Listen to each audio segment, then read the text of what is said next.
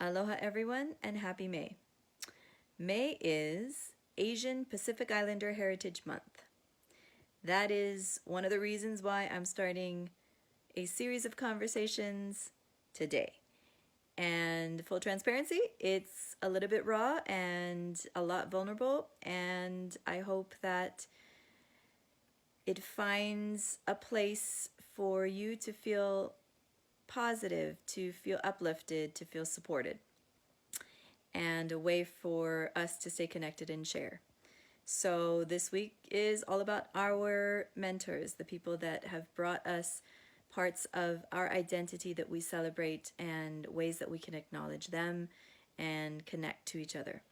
So today, my first day, it's going to be about Susumu Ogawa, a man that I admire, a person who showed me that love is not just passion and fun, love is responsibility, who showed me that joy is one of the most important things to hold on to in life, who really taught me about grit.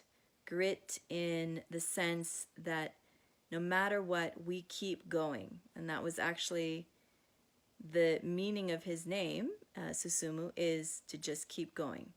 And finally, that there is a time, place, and occasion for everything, or TPO. And TPO is what inspired me to start my company the way that I did, that to be there in the right time, place, and opportunity for my community, my ohana. So that person for me is Susumu Ogawa, my mentor and my father. I remember a story that I just talked about with one of my coaches recently, and that story was actually a time for me of trauma, but also grit and determination to follow my dreams. I had just been offered my first consulting gig, and I was so excited and I was so scared. And I was sitting in a restaurant called Zippy's in Hawaii, which many of you probably have been to. I crave it every time I'm not home. And telling my parents about this amazing opportunity and how it was going to change my life, and I was so excited. And my mom said, well, I don't think you should do it. I think you should stay home. You have a great opportunity to work at the bank, or be a financial advisor or a teacher, and I don't think you should do it. And I panicked because I was scared, and I said, well, I don't know why you don't believe in me. You've always said we could do whatever we wanted, and my boss believes in me. Why can't you just believe in me? And my dad got so upset, and he stood up from the table and he said, your boss believes in you? Go, live with your boss, and don't have to live with us anymore. And we both froze because he knew I was stubborn enough to say fine and walk out the door. And I knew that once my dad decided on something, that was it, and I was about to get kicked out of the family. So I paused and excused myself to use the restroom. And I came back and I apologized for being disrespectful, because respect is really important in the Asian community. And he apologized, which shocked me, and said that they were just scared for me and my future. And I was able to say in that vulnerable moment, yes, I'm scared too, and I really want your support. And of course, my parents supported me because they loved me and they truly did believe I could achieve anything I put my mind to. They just wanted what was best for me. And that memory really struck a chord on a few different levels. First, that the love and respect and partnership that my father had for my mom was huge, that the relationship between husband and wife should be in front of your life, and even to your children, just stand by your spouse. And then second, that it's really hard to transcend our fears and our upbringing, and yet my parents did teach me that I could do anything I put my mind to, and that was what won in the end. So on the conversation of grit, just like my father taught me, it reminds me of a story or a lesson that I learned reading the book Good to Great by Jim Collins. And he interviewed a Navy commander, James Stockdale. And Commander Stockdale really relied on two principles while he was one of the longest prisoner of war prisoners during the Vietnam War. And the two principles that he talked about were all about grit. It was that you need two things to survive anything. One is a deep faith that you will get through, and two is a grim sense of reality of what's happening. And it just goes to show that it's the mindset that no matter what happens, I have the faith that I will get through it, and I'm not so optimistic or so naive about what's happening to think that it's going to just go back to the way that it was. And my father always had that sense that no matter what, he went through work trials, he was beaten by his brothers because he said the wrong thing when he was 5 years old. He was beaten up the first moment he came to America from Japan.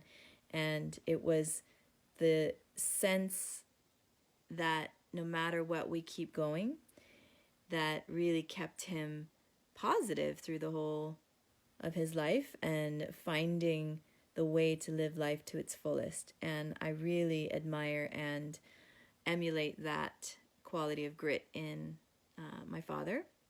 And it just resonated when I heard it again in Jim Collins's stories from Commander James Stockdale. And he wrote about it as what's called the Stockdale paradox of being deeply, deeply rooted in faith, as well as not necessarily optimistic, but more pessimistic, that things can get really grim, but I will keep going.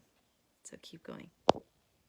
Connection is about sharing. So it's important that you share your mentors and the stories that they have given you about who you are and what traits you admire.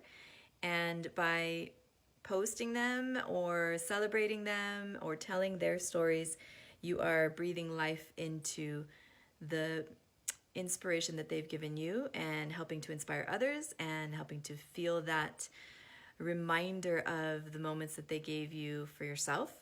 So post and share, and I will also be adding more about my various mentors throughout my life and career as well. Next, I'm going to be talking about some of my other business mentors like Mark Suda, like Tom Posey, and like Virginia Muskiz. So you'll hear more about all those amazing people in the days to come, and I look forward to seeing stories and hearing about the people that inspired you. Thank you.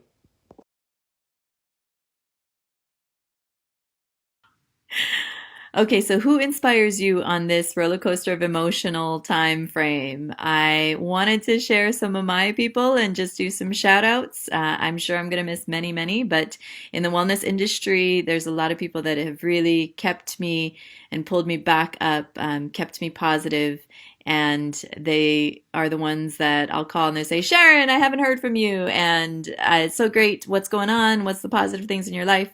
And that's how I've stayed really just in a really good place. And I hope that you have those people around you. If not, give me a call and we could chat.